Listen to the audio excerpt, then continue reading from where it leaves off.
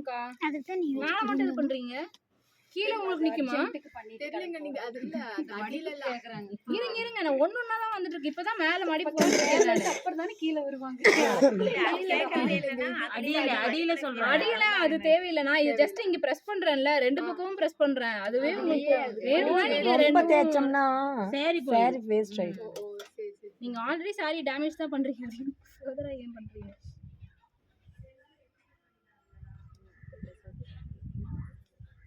என்னக்கா நம்ம தேய்க்கும் போது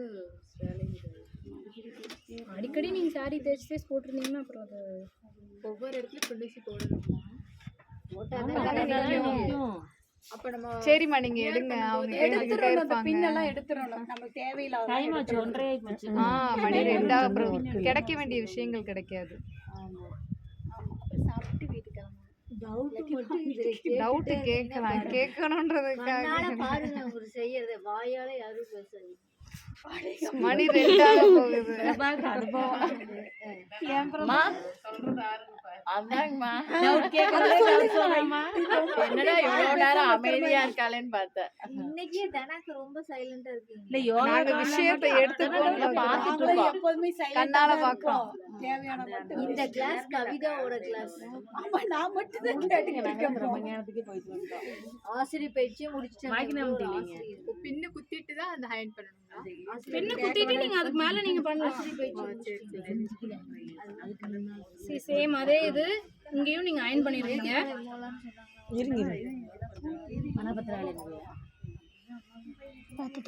ரொம்ப மொடமொடன்னு இருக்குன்னா நீங்க அந்த ஸ்டீமர் அயனோட வச்சு நீங்க பண்ணீங்கன்னா இன்னும் நல்லா இருக்கும், ஸ்டிஃபா இருக்கும்.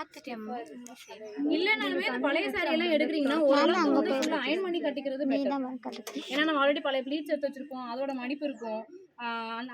அதோட நம்ம வந்து ப்ளீட் பண்றப்போ வந்து ப்ராப்பரா வராது. ஸோ இது வந்து இங்கே இருக்குது, இதோட முடிஞ்சிச்சு. ஸோ இங்கே இருக்கிறதுக்கும் நம்ம வந்து எடுக்கணும் இல்லையா? ஸோ நம்மளுடைய இது இங்கே இந்த ப்ரெஸ் சைஸ் என்னவோ அதை வந்து நம்ம ஸ்ப்ளிட் பண்ணி ரொம்ப பெருசாக இருந்துச்சுன்னா ஒரு இதுக்கும் நடுவில் வந்து 2 இன்ச் வந்து விட்டு நம்ம வந்து பண்ணிக்கலாம். இப்போ நான் வந்து உங்களுக்கு நான் காமிக்கிறேன். இதோட ஷோல்டர் இது இங்கேருந்து நம்ம வந்து பிரித்து ஸ்ப்ளிட் பண்ணி வைக்க போகிறோம்.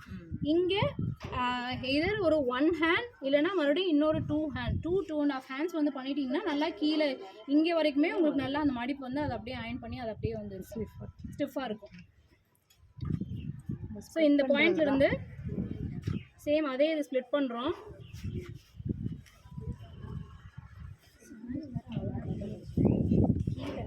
மேலே யூஸ் பண்ணுறதே இல்லை.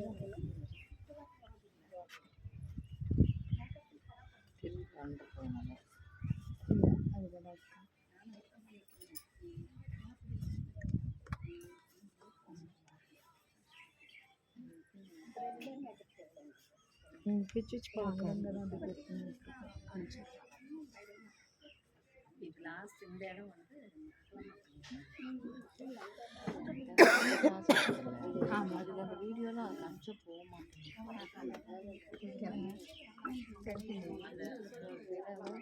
நமக்கு ரொம்ப பஸ் சைஸ் பெருசாக இருக்குன்ற பட்சத்தில் நம்ம 2 இன்ச்லாம் வைக்கலாம். அப்படி இல்லைன்னா ஒரு 1.5 இன்ச் வந்து 2 இதுக்கும் இருக்க மாதிரி வந்து செக் பண்ணி வச்சுக்கோங்க.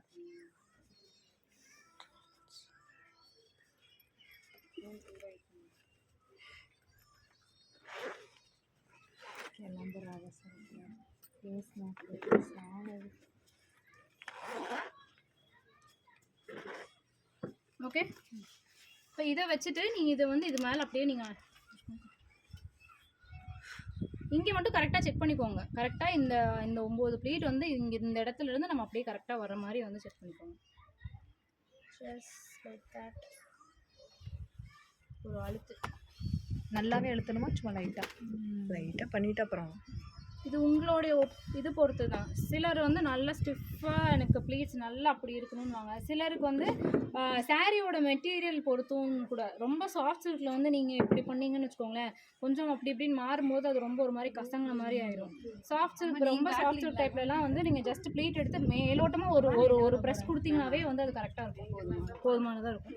ரொம்ப போட்டு நம்ம அழுத்தி ரொம்ப ப்ளீட் அப்படி வச்சு பண்ண வேண்டிய அவசியம் இல்லை. வேணும்னா நீங்கள் அப்படி வச்சு பண்ணிக்கலாம். இப்போ இது பண்ணியாச்சு. ஓகேவா? இதுக்கப்புறம் அதை அப்படியே இழுத்து அக்கா கீழே அதை அப்படியே பிடிச்சிக்கோங்க. எடுத்துக்கோங்க, முந்தி எடுத்துருங்க ஃபுல்லாக. ஆமாம், பெட்டர்.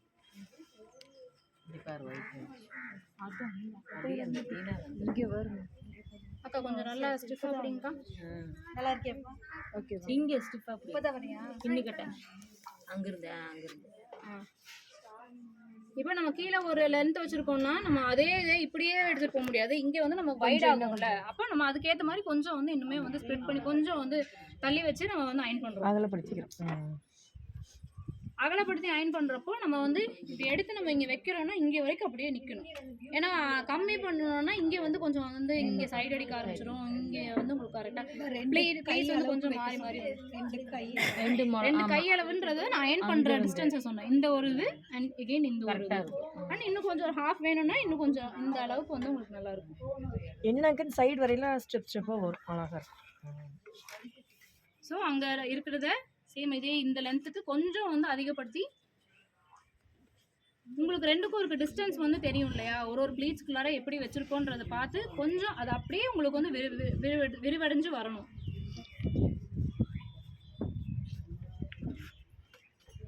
மறுபடியும் இன்னொரு ப்ரெஸ்.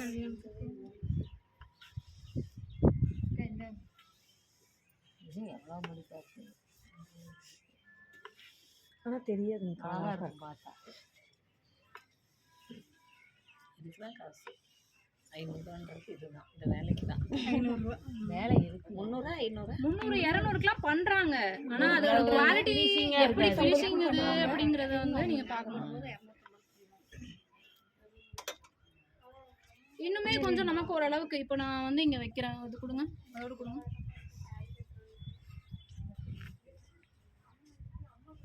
இங்கே நான் வைக்கிறேன். இந்த அளவுக்கு இருக்கு. அவ்வளோதான் வருது, இவ்வளோ தூரம் வருது. ஸோ உங்களுக்கு இன்னும் வந்து கொஞ்சம் தேவைப்படுதுன்னா இன்னுமே கொஞ்சம் அயன் பண்ணி நீங்கள் கொஞ்சம் பின்னாடி வரைக்குமே வந்து கொஞ்சம் ஓரளவுக்கு நமக்கு பம்ப் கொஞ்சம் ஓரளவுக்கு பெருசாக இல்லைன்னா உங்களுக்கு இது இந்த ஸ்ட்ரக்சர் கூட நமக்கு வந்து எடுத்து பண்ணிக்கலாம்.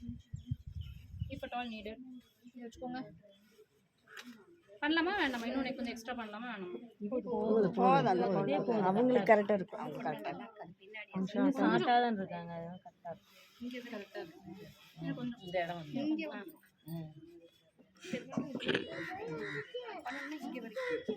நல்லா அந்த பின்னு கிட்ட மட்டும் இழுத்து முடியுங்க.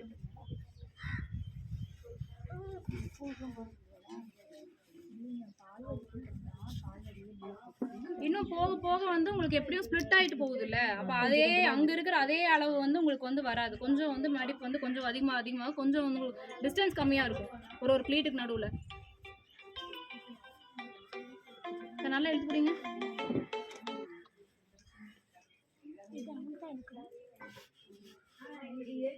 இன்னும் கொஞ்சம் சேர் பின்னாடி தள்ளணுமா?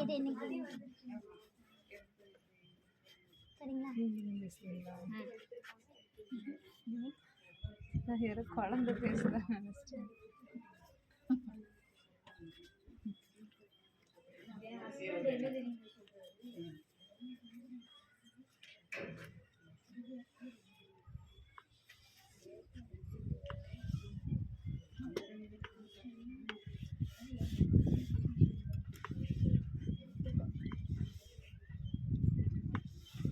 இது இந்த பல்லு இது வந்து டன்.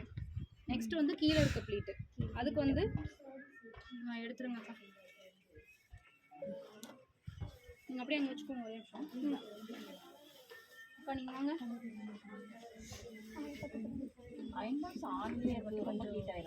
கட் ஆஃப் ஆயிரும் இல்லைங்கக்கா, மினிமம் ஆட்டோமேட்டிக் ஹீட் ஆச்சுன்னா அது ஆட்டோமேட்டிக்காக கட் ஆஃப் ஆயிரும். அக்கா இப்படி வந்துட்டா பெட்டர். எல்லா ஹேண்ட்பேக்கும் அப்படி தானுங்களா இல்லை ஆட்டோமேட்டிக் தானே? மோஸ்ட் ஆஃப் இது பழைய டைப்பில் தான் இருக்காது. இப்போது வந்து எல்லாமே வந்து ஹீட் ஆச்சுன்னா கட் ஆயிடும். ஸோ ப்ரீ பிளேட்டட் சாரீஸ் பொறுத்த வரைக்கும் ஒரு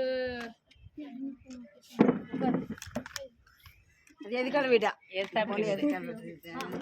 அவங்க பேத்தி நினைக்கிறேன். இல்லம்மா இல்ல இல்ல அவங்க ஏத்த opposite வீட்டுல வீடு. குடியிருக்காங்க. ஓகே ஓகே ஓகே இல்ல திடீர்னு நியூ ஃபேஸா இருந்துச்சேன்னு சரி ஓகே ஓகே ஓகே இப்போ ப்ரீ ப்ளீட்டட் சாரீஸ் பொறுத்த வரைக்கும் என்னன்னா நம்ம மெயினாக வந்து கட்டுறதுக்கே வந்து ப்ளீட்ஸ் வந்து இங்கேயும் அதிகமாக இருக்கணும் அப்படிங்கிறதுக்காக தான். அப்போது நம்ம உள்குத்து வச்சு நம்ம கட்டுறப்போ நம்ம எல்லா லேடிஸும் மோஸ்ட்டாக என்ன பண்ணுவோம், இந்த இடத்துல இருந்து கட்டுவோமா, இந்த இடத்துல வந்து இங்கே கட்டுற இதில் வந்து இன்னொரு ப்ளீட் நம்ம இதில் வந்து எக்ஸ்ட்ரா எடுக்கலாம். அப்போ அதில் என்ன பண்ணுறீங்கன்னா நீங்கள் மோஸ்ட்லி இந்த சென்டர் உங்கள் தொப்புள் கிட்ட இருந்து நீங்கள் சைஸ் எடுத்தீங்கன்னா சாரிக்கு சில பேர் ரொம்ப குண்டா இருக்கவங்களுக்குலாம் வந்து இங்கே ப்ளீட்ஸே இல்லையேன்ட்டு வந்து 3 தான் வருது, 2 தான் வருது, 4 தான் வருதுன்ட்டு வந்து சிலருக்கு வந்து சாரி லென்த்தே வந்து கம்மியாக இருக்கும். அந்த மாதிரி இருக்கிற இது எல்லாத்துலேயுமே வந்து ப்ளவுஸ் கட் பண்ணிடுவோம். அப்போ எல்லாமே லென்த் வந்து கம்மியாக இருக்கும். அதுக்கு நம்ம ஒரு சின்ன ஒரு இது என்னென்னா எது மெட்டீரியல் வச்சு எக்ஸ்ட்ரா வச்சு நம்ம